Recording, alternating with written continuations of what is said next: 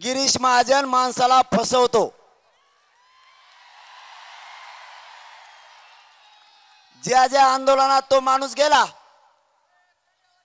ते आंदोलन कायमचं बंद पडलं।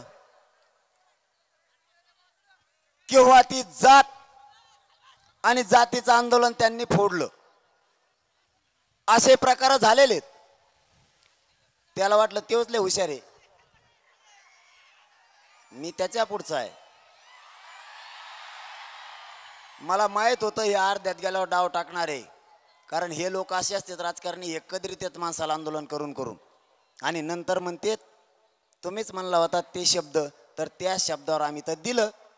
सगळे सोयरे एक शब्द होता, त्याने आता या 15 दिवसात चालू केलंय बघा, सगळे सोयऱ्याची अंमलबजावणी टिकणार नाही। तो म्हणतोय बर ती जर टिकणार नाही तर मग छगन भुजबळला ती रद्द करा म्हणून संडास कम लागली।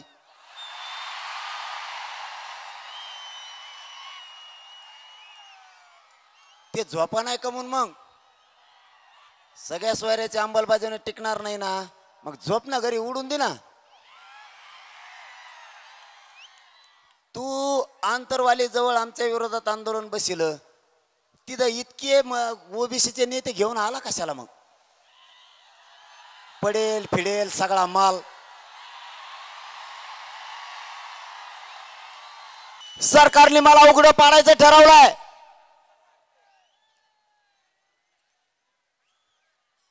छगन भुजबळच्या माध्यमातून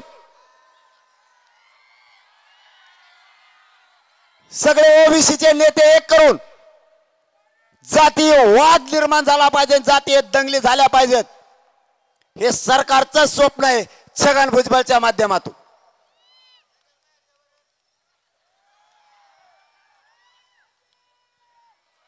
त्यांनी त्याला पेरलंय,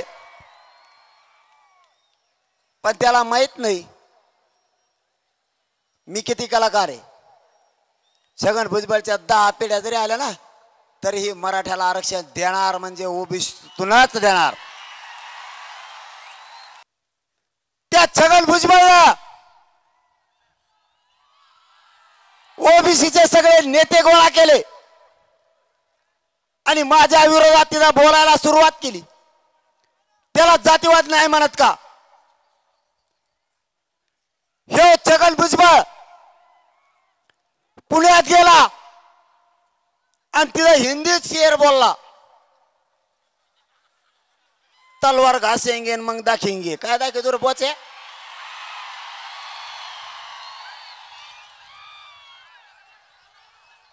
ते जातीवाद नाही का? हमको अवकात काय म्हणला, अवकात नको दाखवून दे। काय अवकात येतोय? अवकात दाखवेन म्हणतो, काय अवकात तोय?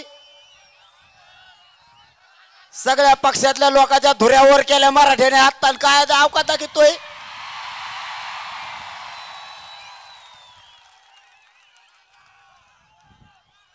अंबडला महाएल्गार मेळावा झाला,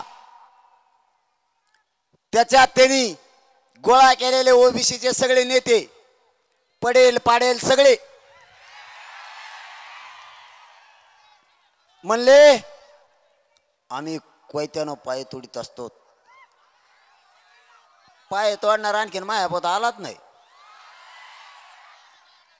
तुम्हाला मी लय साधा दिसतो का काय? तू फक्त झोपल्यावर येऊ नको, मी जागा असल्यावर येऊ। तू एका बुकीत दातड पाडितो।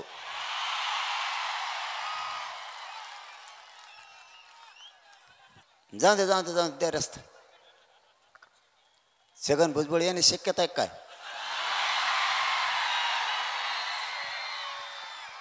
शक्यता म्हणलं बाबा, मी आला थोडंच म्हणलोय। त्याला दम नाही निघत अशा ठिकाणी, तेव्हा त्याचं मूळ याद उठत। मराठ्याचं म्हणलं की त्याला दमत नाही निघत, त्याचं तेव्हाच मूळ याद दमत धरीत नाही त्याचं। आम्ही म्हणतो बाबा बाकीचे ओबीसीला विरोधक आम्ही मानलेलं नाही नेत्याला। धनगर बांधवाला आपल्या आरक्षणामुळे धक्काच नाही लागत राव। कसल्या अभ्यासाकडे जा म्हणा, कोणचा अभ्यासक धरून आणा तुम्ही? धनगर बांधवाच्या आरक्षणाला आमच्यामुळे धक्का लागत नाही। ते फुकट ते छगन भुजबळचं ऐकून आपलं भांडण विकत घेतात, काही गरज आहे का? तरीही आपण त्यांना कोणाला विरोधक मानलं नाही, कधी मानणार सुद्धा नाही. तो बीडच्या पवित्र भूमीतून शब्द आहे माझा महाराष्ट्रातल्या ओबीसी सामान्य बांधवाला. आम्ही तुम्हाला कधी विरोधक मानलं नाही, तुमच्या नेत्याला नाही, फक्त एकटाच छगन भुजबळ, कारण तो मुकादम आहे सगळ्याचा. ही सगळ्याचा मुकादम हे एकटाच छगन भुजबळ आहे. छगन भुजबळ म्हणतो ते 34 शिकलेलं आहे, अडाणी आहे, गावठी आहे, येड आहे. आणि मी गावठी असून दे नाही तर कसला असू दे, खोटा कसा ठोकला निघतो की तुला?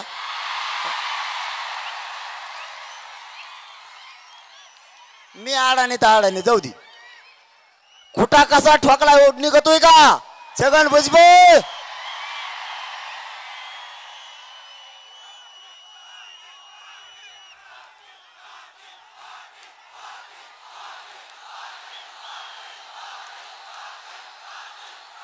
आणि छगन भुजबळ तो जे नादी लागले त्यांना खोट्या ठोकल्या मराठ्यांनी. त्याच्यामुळं ओबीसीच्या नेत्याला आव्हान आहे माझं, तुमचं आमचं वैर नाही. माझ्या गोरगरीब मराठ्यांना त्रास देऊ नका. सगळं भाजप संपवण्याची वेळ आली तरी फडणवीस साहेब त्या अपयशी असलेल्या दलिंदर त्या छगन भुजबळाला सोडायला तयार नाही. ते सगळ्या दुनियेचा अभिशाप पाहायचं. ते मराठ्यांच्या आरक्षणाला सुद्धा खोडा घातलाय. आपण कोणाचं आरक्षण रद्द करा नाही म्हणलो, पण हे छगन भुजबळ मराठ्यांच्या हक्काच्या नोंदी रद्द करा म्हणतोय. याच्यासारखा नास्तिक माणूस जगात कुठे नसणारे नास्तिक असा कोणाच्या पोटी सुद्धा जन्माला येऊ नये.